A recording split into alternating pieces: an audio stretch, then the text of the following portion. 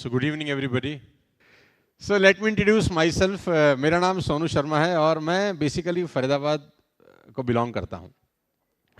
In 1998 I did my graduation from DAV college Faridabad. और थोड़ा सा पढ़ाई लिखाई के बारे में ज़रूर बताना चाहूँगा आपसे, क्योंकि मुझे बताया गया है यहाँ पर कुछ इंस्टीट्यूट्स चलाने वाले लोग भी हैं. राइट. मैं 9th में फेल हो गया था और 11th में फिर फेल हो गया और बहुत होशियार था तो मैं फर्स्ट ईयर में भी लुढ़क गया.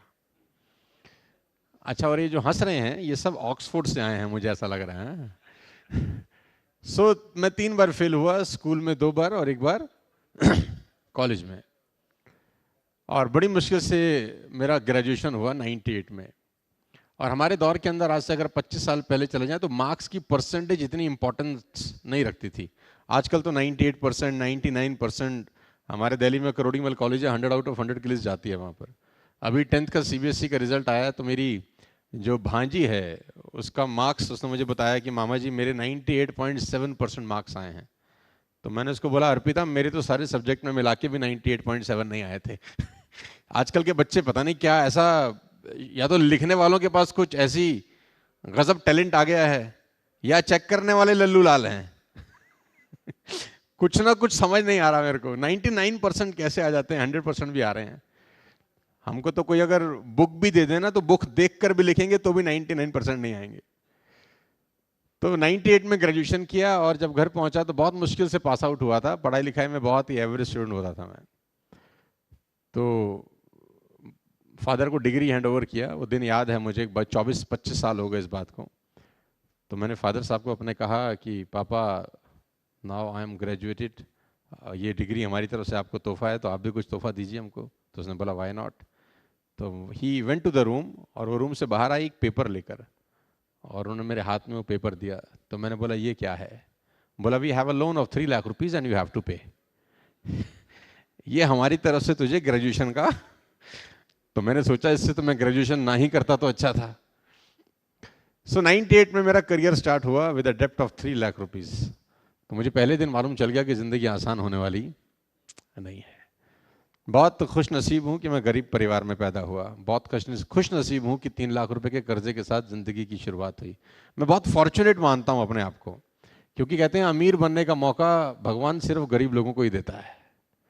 जो ऑलरेडी अमीर हैं उसके पास ये अपॉर्चुनिटी थोड़ी ना है. ये अपॉर्चुनिटी तो उसी के पास है जिसके पास है नहीं. तो मैं बहुत फॉर्चुनेट फील करता हूँ कि मैं उस परिवार में आया जहाँ बहुत स्ट्रगल देखते थे हम लोग.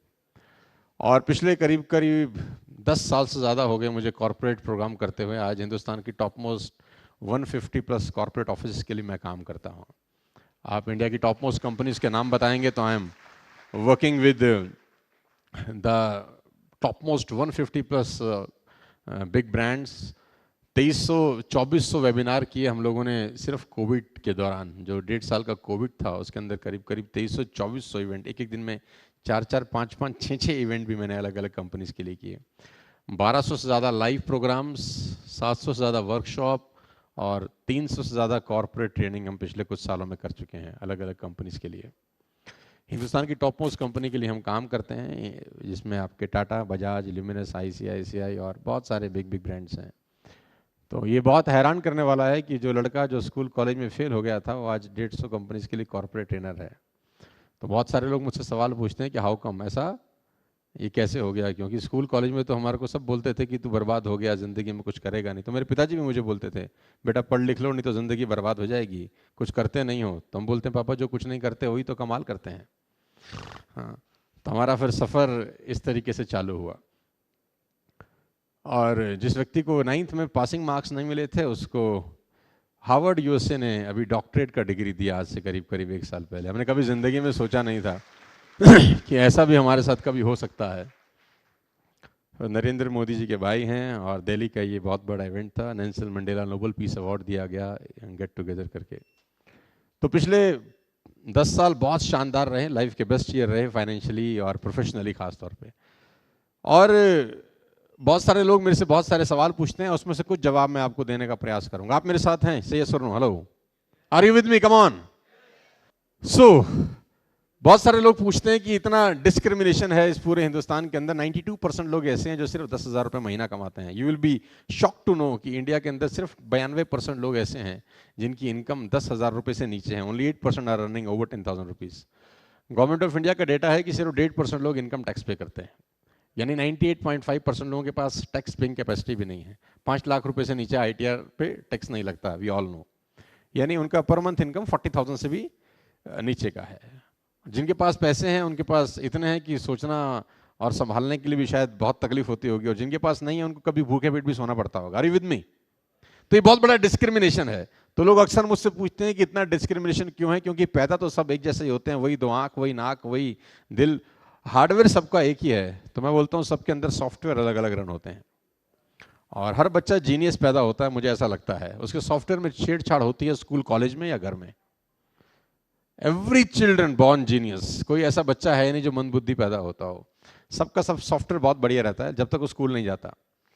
क्योंकि मेरा व्यक्तिगत मानना है कि स्कूल में 90% बातें जो पढ़ाई जाती हैं वो ज़िंदगी में काम नहीं आती, और ज़िंदगी में जो 90% बातें काम आती हैं वो स्कूल में पढ़ाई नहीं जाती हैं। तो मैं अपने पिछले कुछ सालों के एक्सपीरियंस से कुछ चीज़ें आपसे शेयर करना चाहूँगा, हो सकता है आप तक पहुँच सकूँ। आप मेरे साथ हैं तो मैं आगे चलता हूँ आपको लेकर। सो सक्सेस प्रिंसिपल्स में से कुछ प्रिंसिपल मैं आपको बताना चाहूँगा। Everyone wants to know the secret to success। हर आदमी सफलता का सीक्रेट जानना चाहता है। कौन बनेगा करोड़पति, इसीलिए इतना फेमस है कि हर आदमी करोड़पति बनना चाहता है। यस और नो? हर आदमी चाहता है कि मैं सक्सेसफुल हूँ। कोई भी आदमी गरीब गुर्बत की जिंदगी नहीं बिताना चाहता। हर आदमी चाहता है मैं सक्सेसफुल हूँ, मॉडर्न लाइफ हो मेरी। कोई भी आदमी middle class, lower middle class रहना नहीं चाहता। किसी भी आदमी से विश पूछिए तो पहले तो हमारे देश में लॉटरी भी चलती थी, अब तो क्या गवर्नमेंट ने बंद कर दिया। यू नो, लॉटरी चलता था ना, लोग लॉटरी खरीदते थे कि मैं करोड़पति बन जाऊंगा टाइम। हर आदमी चाहता तो है यार, राइट? तो मेरे पास कुछ सक्सेस सीक्रेट है आपको देने के लिए, जो बहुत सालों से, बहुत टाइम से छुपे हुए थे। मैं खुद के लाया हूं आपके लिए। जानना चाहते हैं तो बोलिए हाँ, कम ऑन। तो हुआ ऐसा कि एक आदमी ने डॉक्टर साहब को फोन किया कि डॉक्टर साहब, my wife is pregnant and the time has come, तो can you please come fast. Doctor ने बोला it took me 30 minutes for me to reach, so hold on. 30 minute मुझको लगेगा तो वेट करो।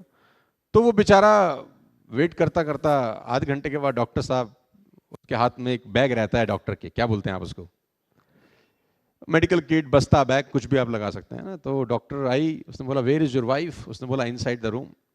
तो she entered the room and close the door, और अंदर से कुछ खटपट खटपट की आवाजें शुरू होगी आने।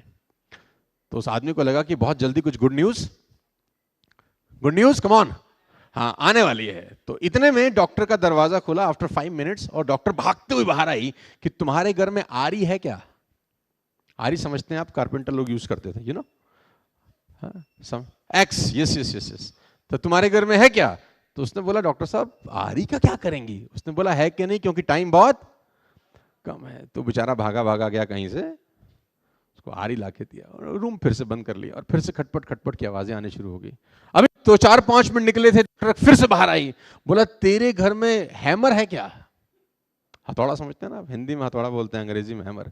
तो उसने बोला डॉक्टर साहब आरी तक तो ठीक था, हैमर का क्या करेंगी? तो उसने बोला समय बहुत, जल्दी से जा लेकर आ। भागा भागा गया कहीं से, हैमर हैंड वर्क किया, डोर फिर बंद हो गया। अब ये इंतजार कर रहा है डोर के खोलने का कि अब पक्का कोई गुड न्यूज आएगी। अब वो दरवाजे की तरफ देख ही रहा था कि विंडो खुली, फटाक डॉक्टर की मुंडी बाहर आई। डॉक्टर ने बोला इतना बड़ा पत्थर लेके आ तुरंत। अब इससे रहा नहीं गया, उसने बोला आरी, हैमर, पत्थर, मेरा बच्चा कब होगा? तो उसने बोला मैं तेरी बीवी को तो बाद में देखूंगी, पहले मेरी पेटी नहीं खुल रही है जो मैं लेके आई हूं, पहले ये खुल जाए तो मैं अपना कार्यक्रम शुरू करूं। ऐसे बहुत सारे लोगों की पेटियां बंद होती हैं कि आपकी भी खुल जाए तो मैं भी अपना कार्यक्रम शुरू करूं, सो दैट एक बार थोड़ा सा हो जाए यार, लगना चाहिए कि कुछ जिंदा लोग यहां पर बैठे हैं यार।